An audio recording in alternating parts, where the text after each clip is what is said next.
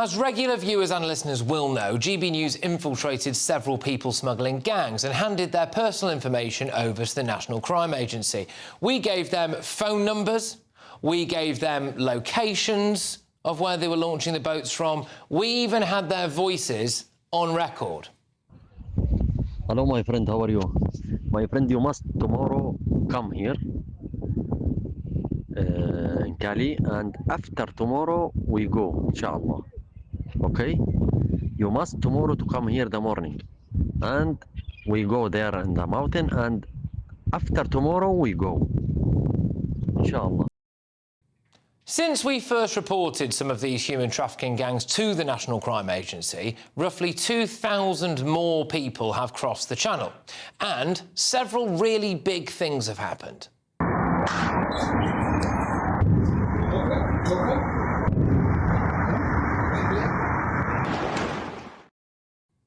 The West is on the brink of war with Iran, and Iranians are in the top 5 nationalities of people who enter Britain illegally. This is clearly a massive problem. The Home Secretary also said this. Baroness Casey reports that she came across cases involving suspects who were asylum seekers. So we are bringing forward a change to the law so that anyone convicted of sexual offences is excluded from the asylum system and denied refugee status.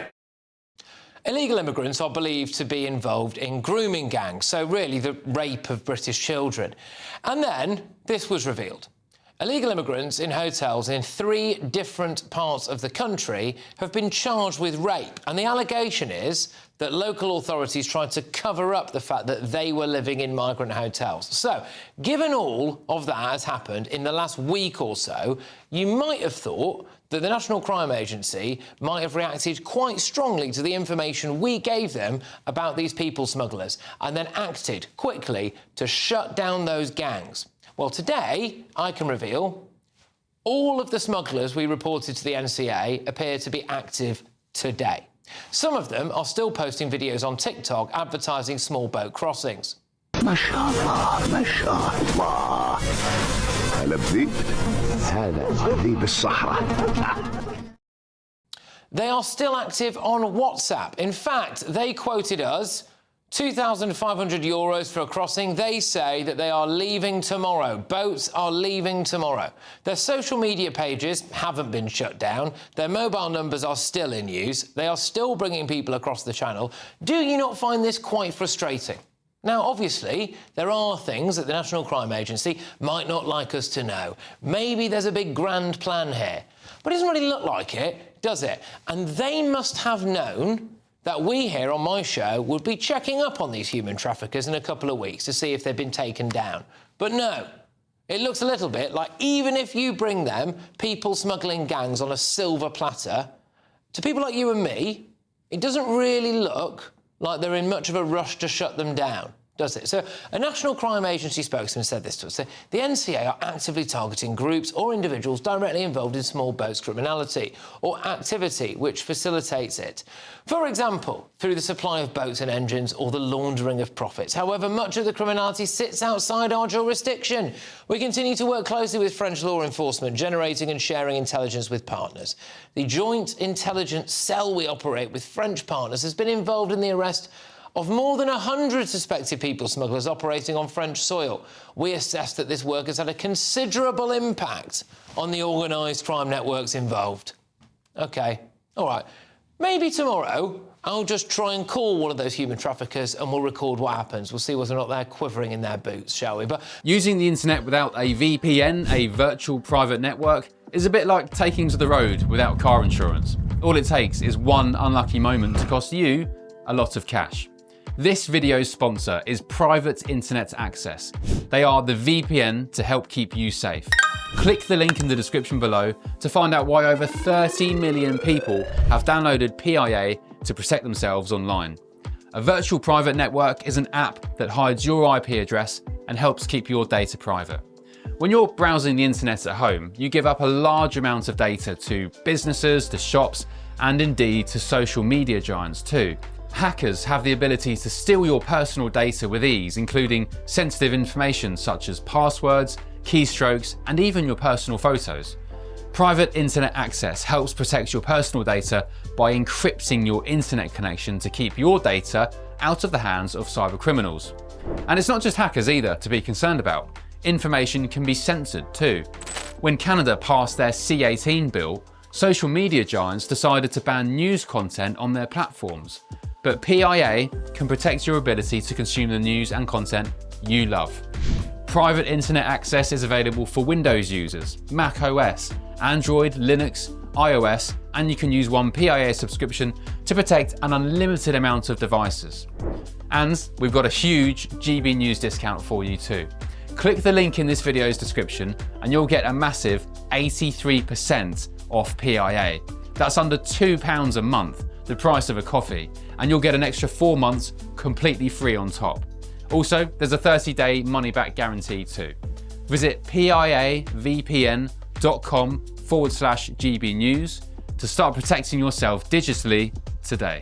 Let's get thoughts of my panel. We've got the former chairman of the Tory party, Sir Jake Berry, journalist Emily Sheffield, and of course the broadcaster Benjamin Butterworth. Sir Jake, now what I don't get is that anyone worth their salt would have known, guaranteed, that what I was going to do in the next couple of weeks, after I'd handed all of their personal information over to the NCA, was check up and see whether or not they were still active. Why haven't they acted on it? And what you've done is you've shown the lie of the entire Labour government strategy for dealing with migrants. The Prime Minister was elected on a mantra with a huge mandate to crack the gangs. That's what they said they were going to do. We don't need Rwanda. We don't need any disincentives for people to come here. We are going to tackle this at source and stop the gangs. Here's evidence. The only other thing you could have done, Patrick, is put a sort of red ribbon on it as you handed it over on that silver tray to say, come on, guys, go out and arrest these people, or even get the French to go and arrest them. And nothing has happened. And GB News viewers won't be surprised, because if you talk to ordinary men and women up and down this country, they kind of know that whatever politicians say that they're doing about this, it's not working, it's not happening. Here's the evidence. It was handed over to them, ready to go for a prosecution, and apparently at the moment nothing's happened. No, I don't know if you might be able to bring up some of those WhatsApp messages we included in the monologue there at all. But I mean, even today, I've got them here in front of me now. You know, these are the same phone numbers that we handed over to the NCA a couple of weeks ago. Offering us things, giving us locations about everything. They're still active today. They say they're going to bring people across the channel tomorrow. I mean, I think a lot of people will find this incredibly frustrating, haven't they? I think they find it incredibly frustrating. And I think if you look at the National Crime Agency, and to your point, is Labour actually really serious about what the National Crime Agency is doing? It's got 8. I've just been doing some in-depth reading. It's got 8 different major operations. Immigration border control is only one of them. It has a budget of only 894 million per year. So I would like to know more about how much has actually been sent. Well, it's still 100 million, though. They're not doing anything. It's still been spent on our borders. And then they've put out a thing saying, oh, there's so much outside our jurisdiction. Well, no, they've got huge amounts of powers. They get to work with loads of regional forces, the French forces. So, I don't know, it just seems like a litany of excuses. And I just wanted to bring up is that maybe it's time for leadership change there. Because you're looking at what's happened in the Manchester Police Force, and Sir Stephen there, who's the chief superintendent, he's lowered crime by, the crime stats he's brought down is fantastic. Local burglaries by 28%. He's just got a gong this week. Well, let's put him in charge, shall we? Because this is really, really serious. As you say, we don't know who's being let in. They're coming in on the boats. We don't know how dangerous these people are. We know threats from Iran are about to ratchet up if we go to war. Yeah, to me it implies, now, again, I don't want to be unfair to the National Crime Agency here. I'm sure they've got a lot on, don't get me wrong.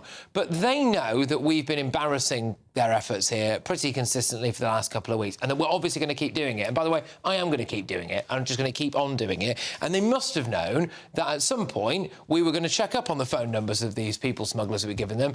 And all they would have had to have done, really, to stop me from doing this tonight would be to, block the phone numbers or shut down their TikTok accounts from these people. It's not hard to do that, and they couldn't even be bothered to do that by the looks of things, Benjamin. What does that tell you? The government's trying to bring in new laws that make things like stopping the money flow and the social media accounts and the ability to lead a life in Britain for people that are doing this. But it begs the question, if the laws that are already in place are not being enforced and the reports are not being acted on, then how useful is the new things that the Home Secretary is announcing?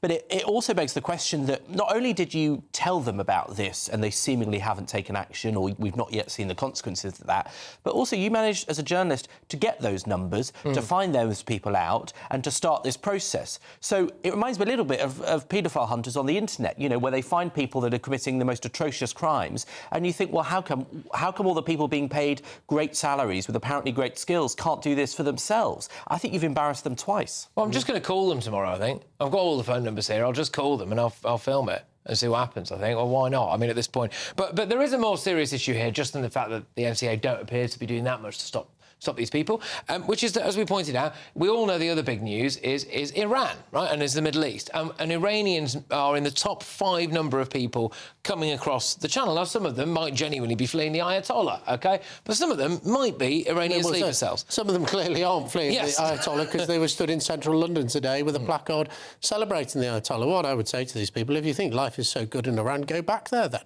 You know, if you want to live under an appalling regime that murders gay people, doesn't let women out in public, and, you know, has been responsible for terrorism atrocities all over the globe, jog on, off you go back to Iran. If you want to live in a free country like Britain, you should respect our laws and you should be supporting our government. What is really concerning is we simply have no idea who is here, why they've come, whether it's state-sponsored terrorism, whether these people are living amongst us here in London and other parts of the country. It is terrifying for the British people. What I don't quite get is the things that seem to affect all of us or bother us and maybe even keep us awake at night don't appear to be troubling the people in charge. So we've had that basket of stories there, the idea that Iranians might be coming over who wish us harm. Then you've got this alleged rape cover-up at 3 different migrant hotels around the country. So, Yvette Cooper saying that there's been asylum seekers involved in grooming case. That, to me, would be enough to be like, OK, no one is setting foot in Britain again that comes across the channel. And yet, I mean, I don't know if we can play that clip again, sorry, of, you know, the one of the boat. So this was a smuggler that we'd reported to the NCA a week ago. We played a clip of it in that monologue there. We'll get it up in a second. But it's down for them advertising a video of the boat that they're going to be bringing people over tomorrow in.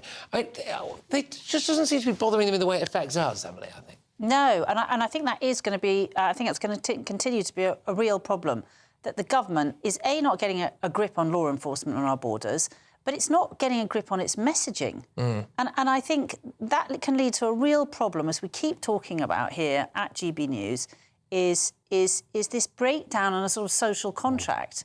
You pay your taxes and you work hard, and in return you expect there to be police on the streets, you expect your borders to be controlled, and I think these are just, you expect the rubbish to be picked up, you expect your streets to get weeded. I was talking about that recently. Yes, it's basic stuff. These are quite basic stuff. You expect... You expect to be able to afford a house. You pay... Yes, that. You expect or a that flat, at least. if you're paying, I don't know, £5.90 for a short tube journey, you don't have to sit on a train underground which is covered in graffiti. It's just like, it's sort of the basic things, and I think that is the problem. If the government doesn't get a grip on that messaging, and there are other parties in this country who are on all sides, actually, then this is going to be a sort of real breakdown in British politics. Well, just quickly, I'll put this to you, Benjamin. So this is the... So we reported this, you know, believed people smuggler to the authorities over a week ago, right?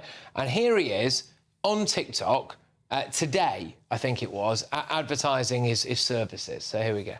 MashaAllah, MashaAllah.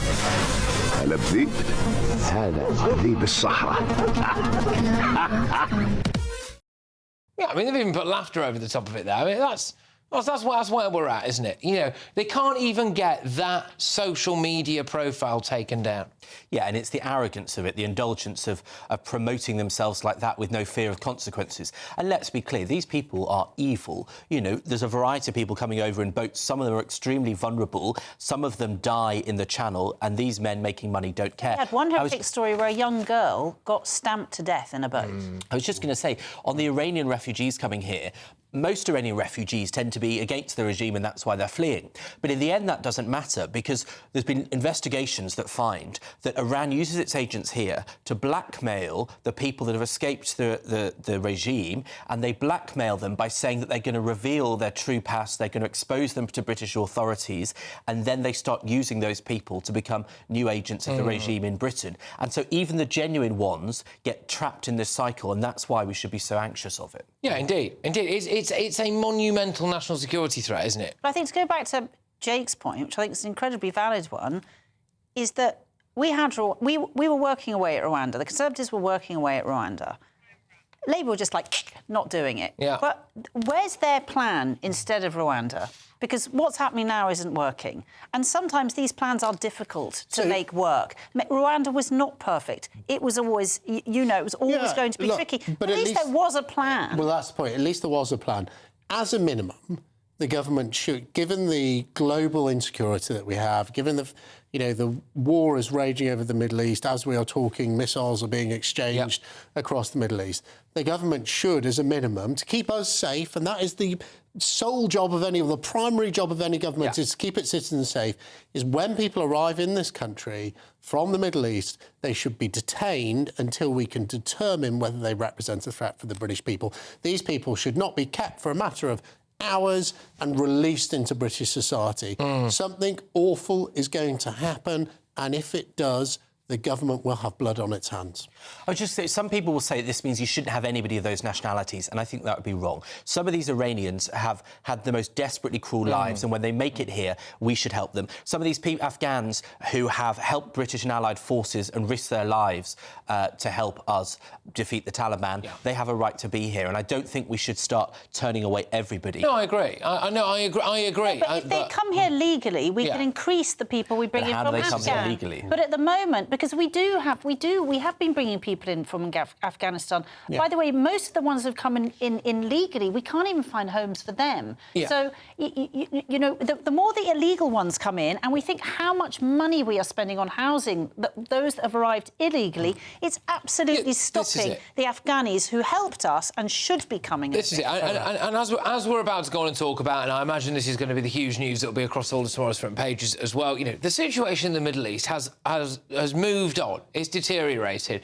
And there is currently, as I'm exposing here, night by night, an open door into Britain across the Channel. And I think that's a huge problem. I don't know how people sleep at night when you're handed a certain piece of information about people on a silver platter, and it appears you're not behaving that urgently about